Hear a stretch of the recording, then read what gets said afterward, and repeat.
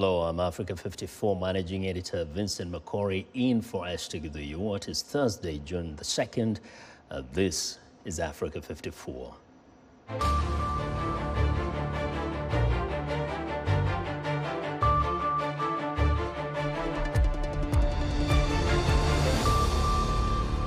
Oil shortages across the continent send Africa's fuel prices rocketing.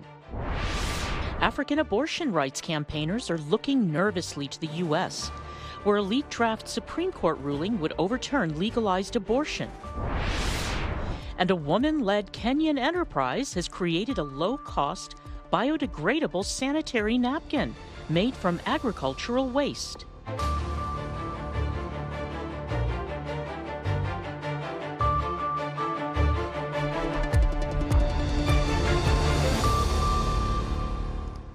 Hundreds of people hit the streets in two cities in the Democratic Republic of Congo on Wednesday to protest what they allege is neighboring Rwanda's meddling in the country's affairs. Relations between the two Central African states, which have long been tense, boiled over last week after DRC accused Rwanda of backing the resurgent M23 rebel group active in its volatile east. DRC's government suspended flights from Rwanda's national carrier on Saturday as part of the diplomatic spat and detained two Rwandan soldiers it accused of trespassing on Congolese soil before releasing them on Monday. On Wednesday, hundreds of protesters gathered in front of the Rwandan embassy in DRC's capital, Kinshasa. This protest would like to express the indignation and anger of the Congolese population in the face of the somewhat more belligerent attitude of our neighbor, Rwanda, which is not, curiously, doing it for the first time. Many of us came here to the Rwandan embassy in Kinshasa to come and ask the Congolese government to expel Ambassador Vincent Karega, who symbolizes the presence of Rwanda here in Congo, because it is inconceivable that the ambassador of an aggressor country, as designated by the government, is still in post here in Kinshasa. It's not the first time. We were here in the morning, today again at night. We will still be here tomorrow until our president takes some measures against what is happening in the east from the country. Rwanda denies that it backs the M23 and late last month accused the Congolese army of firing rockets into its territory. Meanwhile, Bintou Keita, the special representative of the United Nations Secretary General in DRC, on Wednesday urged all parties to show calm and restraint. Now, a shortage of oil refineries across sub-Saharan Africa, coupled with soaring crude prices because of the war in Ukraine, has left countries dangerously short of fuel supplies, disrupting airlines and causing queues at filling stations. Clara Frank has more. The fuel shortage has led to long lines and rocketing prices at filling stations and disruptions for airlines and other businesses. The problem isn't so much a lack of crude oil as a lack of refineries to turn it into usable fuel. Refineries across sub-Saharan Africa can process 1.36 million barrels of oil per day in theory. But with many out of action, only 30% of that capacity was used last year. Facilities in Cameroon, Ghana, and Senegal are all shut, as are 4 in South Africa. Nigeria, the country's biggest oil producer, pumps over 1.3 million barrels per day, but can process only 1% of that. Though it exports crude, it depends on imports for almost 80% of its domestic fuel needs. The problems come after Western firms pulled out of refinery projects in Africa, and local investors were unable to fill the gap. Now governments are scrambling to find a solution. Ghana is trying to restart a refinery out of action since an explosion in 2017. It's a similar story in Cameroon, where a 2019 fire knocked out one facility. Cement magnate Aliko Dangote, Africa's richest man, is building a vast refinery in Nigeria, but it won't open until next year, and other projects are stalled by a lack of cash. Meanwhile, concern is mounting as fuel prices soar, not helped by the conflict in Ukraine. Analysts say there is no sign of any quick fix. Clara Frank, VOA News. But our African Union chairperson, Senegal's President Macky Sall, is scheduled to meet his Russian counterpart Vladimir Putin on Friday to discuss the grain and wheat crisis in Africa caused by the war in Ukraine. This is according to a statement from his office in Dakar. VOA's Pondio has our story. Russia's ongoing war in Ukraine threatens to worsen a food crisis in Africa, where tens of millions of people have already been pushed into extreme poverty and still recovering from the COVID-19 pandemic. Africa Union chairperson Senegal's President Macky Sall is due to meet with his Russian counterpart Vladimir Putin on Friday for talks to free up stocks of cereals and fertilizers are currently blocked in Ukrainian ports. African countries have been particularly affected by the price increases caused by the war in Ukraine. Ukraine and Russia export 30% of the world's wheat. This war, the Ukraine war, is overlapping. The impact is overlapping with a crisis that has already been unfolding in several countries. Even before the war broke out, food inflation had pushed many African families to the brink, according to the Food and Agriculture Organization, FAO. Disruption to exports due to the conflict in Ukraine has exacerbated the already difficult situation, putting further upward pressure on prices. Soaring food prices erode food affordability and can have serious consequences for food security and nutrition, especially in low-income food deficit countries.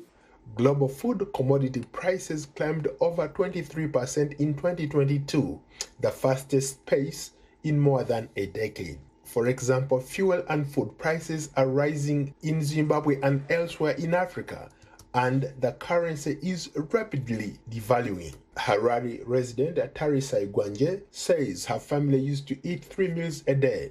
But these days, you can even go for 7 days without getting any meat, without getting 3 meals a day. So it's really tough for people, and it's really tough for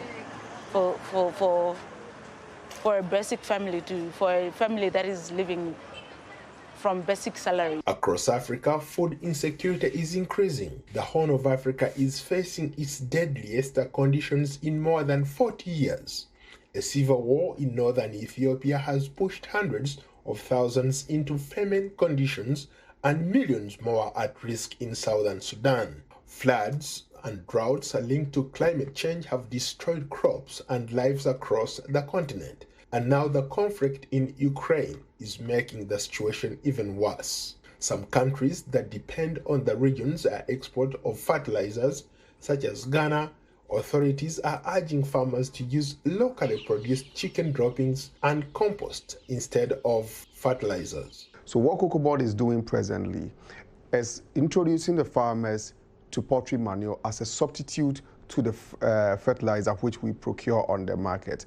And it is our belief that this will be able to ameliorate the problem or the challenge, the availability and the price issue we'll have on our industry. Analysts say as the conflict continues and sanctions against Russia tighten, agricultural production costs are likely to rise further, affecting countries in Africa and other regions that import large amounts of food from Ukraine. Paul Ndiho, VOA News, Washington. On to the Horn of Africa now. Police in Ethiopia say 10 media workers arrested in the country stand accused of fomenting ethnic and religious conflict as well as animosity against the government. Authorities are waging a broader crackdown that has seen thousands detained. At least 12 journalists and media workers have been arrested in the capital Addis Ababa or in the northwestern Amhara region since May 19th. That's according to their colleagues, employers and International Press Freedom non-governmental organization. Gezachu Malune, a spokesman for the Amhara regional government, cited by the Ethiopian news agency, said the 10 arrested were suspected of trying to destroy the Amhara region and Ethiopia. The arrests are part of a broader crackdown in Amhara, the country's second most populous region, by the federal government and regional authorities who say they have arrested 4,000 people.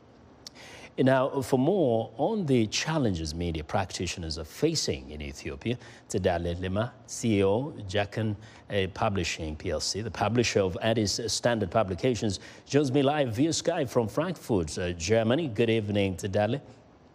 Good evening, Vincent. So briefly, just help us to understand the challenges that our colleagues, the journalists, are facing in Ethiopia. Well, the challenges are immense. Whenever this kind of thing happened, it's the effect that is really reverberating across media rooms in Ethiopia that has a very chilling effect whenever the state does crack down against the media. The impact is felt across newsrooms in the country. So the challenges remain mostly so because you wouldn't know what is it going to be that the government is turning against this time? Because you have mentioned earlier that 10 media personalities are arrested, or yesterday the police said that they're suspected of inciting violence. Let me just point out here that the last 1.5 years, mostly these media personalities were pro-government in its attempt to frame the war in Tigray. So you really don't know when the government is going to turn against you, and this makes it even more delicate, one of the reasons. But there is more worrying reason, if I could just get ahead of your question, probably, Vincent, is that this arrest is against the basic foundations of the new media law that the current government helped enact, which prevents pre-trial detention of journalists. So the government is violating the very law that it itself has improved through the reform since the Prime Minister came to power. So this really flies in the face of attempts to create a more friendly media environment, which the Prime Minister promised time and again. Now, with the very warning signal. With the existence of that kind of a law, which ideally actually protects journalists, what is the recourse now for the journalists? Are you seeing any possibility of them getting some kind of defense that can get them exonerated from such charges? Well, these are, first and foremost, these are politically motivated accusations that the police was throwing at them yesterday. As I said, many of them were by the government side and its war against Tigray. So this is, the tide has turned now, and the government is pursuing other armed groups in Amhara regional state called the Fano. And so this is really intricate with how the politics is shifting, and it makes it politically motivated charges. I'm not saying that some of the concerns that are being raised against some of these media personalities are not valid, but the foundation of this crackdown is political in its reason. So their exoneration depends on how the politics is going to be played by the ruling party and by those who have arrested them. Wow. Well, definitely, we are not hearing the end of this. We're going to revisit it and probably talk to you in the coming days. Tedale, really appreciate your insights. Tedale Lima is the CEO of Jakan Publishing PLC, the publisher of Addis Standard Publications. She joined us from Germany, in Frankfurt. Now, on a positive note, deaths on the African continent from COVID-19 are expected to fall by nearly 94% in 2022 as compared to last year. According to the World Health Organization, 2021 was the pandemic's most deadly year in Africa, with COVID-19 the 7th major cause of death, just below malaria. The drop is attributed to increased vaccination, improved pandemic response, and natural immunity from prior infections. COVID deaths in Africa have been uneven.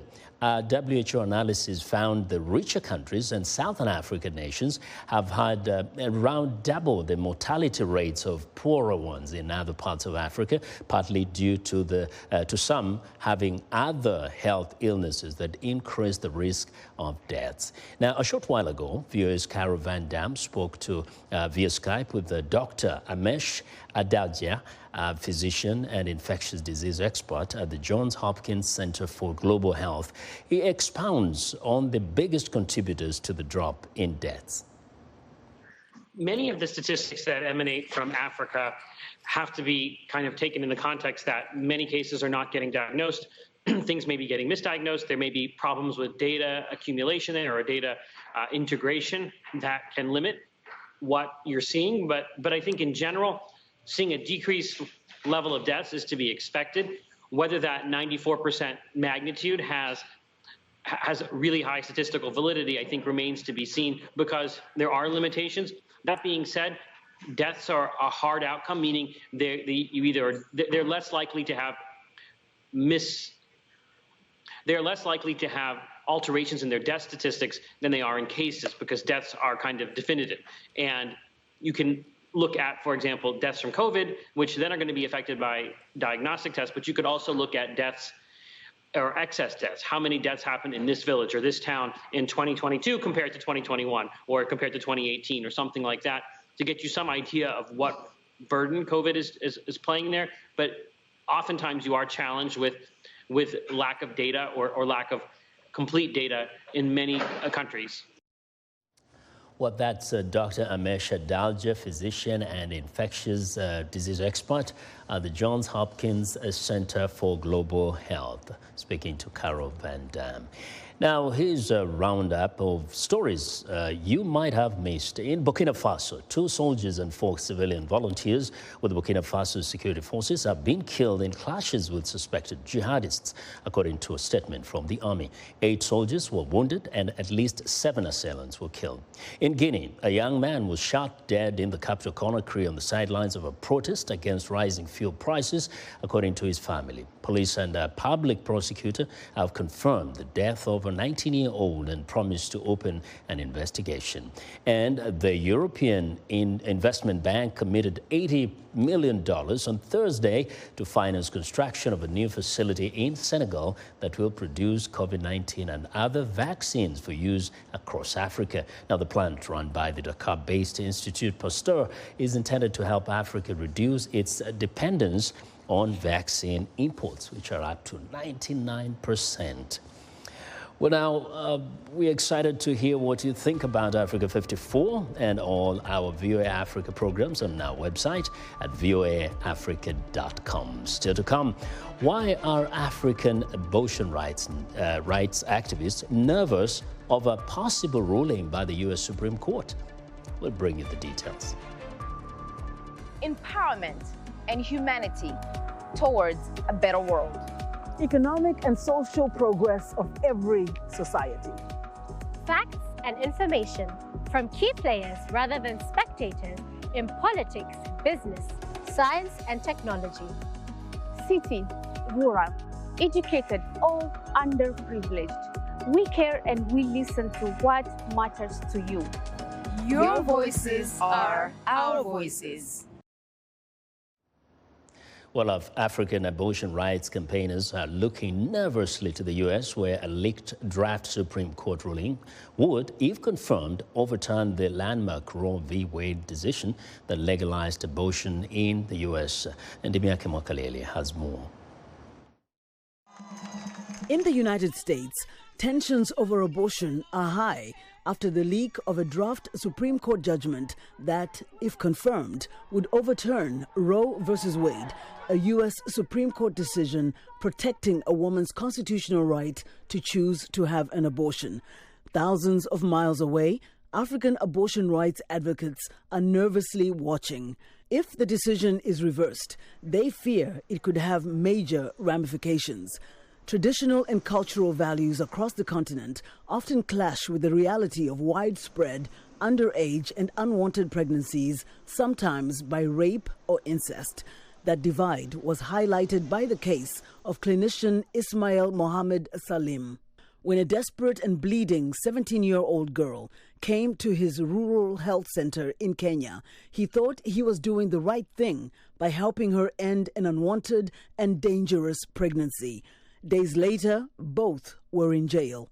In March, following a week in custody and a 2-year legal process, both were vindicated by the High Court. But experts say if Roe v. Wade is overturned, it will have an inevitable knock-on effect in Africa, emboldening anti-abortionists and boosting their funding, much of which comes from American pockets. It is a major threat to abortion rights globally, said Evelyn Opondo, Senior Regional Director for Africa at the Center for Reproductive Rights. She says perhaps abortion rights activists have believed too much in the U.S. system. But others are praying for Roe versus Wade to be overturned. A strong anti-abortion lobby across the continent says it's a practice imposed by Westerners that is akin to murder. Kathy Kageni Oganga, a pastor of Kenya's Sozo Church of God, says it would be a miracle if the decision is rescinded. Nobody has the right to decide who lives and dies, she said. Only God. U.S. President Joe Biden has promised countermeasures if the Supreme Court confirms its draft ruling. He also eliminated his predecessor, Donald Trump's so-called global gag rule, banning funds for aid groups that discuss abortion. The World Health Organization says 45% of around 73 million abortions taking place globally each year are unsafe, with poorer nations bearing the brunt. In Africa, the WHO says 75% of terminations are unsafe. They sometimes involve inserting knitting needles or bicycle spokes or drinking bleach. African abortion rights campaigners fear that situation will only get worse if Roe versus Wade is struck down. Ndimiake Mwakalielye, VOA News. Well, most sanitary pads available for African women and girls are relatively expensive and classified as single-use plastics, which means some take hundreds of years to decompose. To help tackle this environmental problem, a woman-led Kenyan enterprise has created a low-cost, biodegradable pad made from agricultural waste. Juma Majanga reports from Thika, Kenya. From a distance, you might think that Mary Nyarwai is simply disposing of agricultural waste at her home in Thika, on the outskirts of Nairobi. But what she is actually doing is making biodegradable sanitary pads. After facing difficulties finding safe quality pads herself, Nyarwai thought of a solution using readily available raw materials. Maize is a staple in Africa. And this is waste. So I normally go and collect it from the market, and this is also waste. These leaves, pineapple leaves are waste, so I also collect them from the farms. So when you combine that two, you make a very beautiful pad that is soft and also absorbs, delivers on comfort and also absorption, and it's also sustainable. Once collected, these agricultural wastes undergo rigorous processes to break down the natural fibers and mold the raw materials into biodegradable sanitary pads. Nyarwai's company is called Nyungu Africa, loosely translated to Womb of Africa. Her pads are getting good reviews. The difference was quite significant. It felt like I was sitting on clouds because the material is very different. Her pads are very soft. The absorbency is good. It becomes really quite a lifesaver for yourself. In 2019, there was a widespread outcry on Kenyan social media questioning the quality of some pads on the market. Kenya's health ministry says it is attempting to maintain quality standards for the sanitary pads produced and sold in Kenya to protect consumers as well as the environment. The strategy was broadly looking at sanitation being a person-friendly issue. Now, the bigger thing, or the new thing in that strategy is that we were looking at empowering the individuals to be able to act. Nyarwai hopes her innovation can help Kenyan women not only with their health, but also with their financial well-being.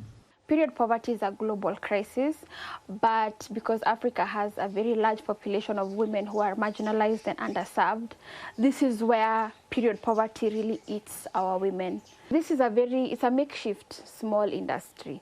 So it is possible to be replicated in very many areas, just to train the women how to, pick the right raw materials and to process them and then to make the pads. And best of all, the pads are not made of plastic, which means they do no harm to the environment.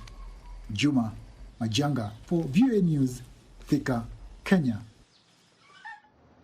Well, a South African company that promotes solar power and uses crowdsourcing to raise capital is financing a solar-powered farm in Zimbabwe that is also benefiting neighboring farmers. The South African company, the Sun Exchange, raised $1.4 million to finance the farm, as Columbus Mavunga reports from Morondera in Zimbabwe. The solar-powered farm is about 80 kilometers east of Harare. Owned by Nimbe Fresh Exports, it grows crops such as blueberries and peas for export to Europe and Australia. Faced with problems such as power cuts and the need for sustainable farming and reducing carbon emissions, the farm turned to clean energy, says the head of Nimbe Fresh Exports. So therefore there was need for us to relook and rethink in terms of how best we can farm without harming the environment. Solar obviously became as one option, seeing that we live in Africa, where there's lots of sun. What is happening at this farm is also taking place elsewhere in Africa, according to the Sun Exchange, which says it has enabled at least 60 farmers on the continent to install solar panels through its crowdsourcing methods. The South African company says it raised $1.4 million from almost 2,000 people around the world to fund the solar project in Zimbabwe. We certainly hope to follow suit with more standout Zimbabwean businesses like Nimbe Fresh, who want to lead a landscape in sustainability and who understand the importance of accessing reliable, affordable, clean energy to scale and expand their operations. Among the farmers who are benefiting from power generated by the Nimbe project is blueberries farmer Simba Chitida. He too exports the crop. It leaves me with some disposable income on my side to be able to look after my family. And also, you know, those big power cuts, we are not affected anymore. We continuously managing to irrigate our crop.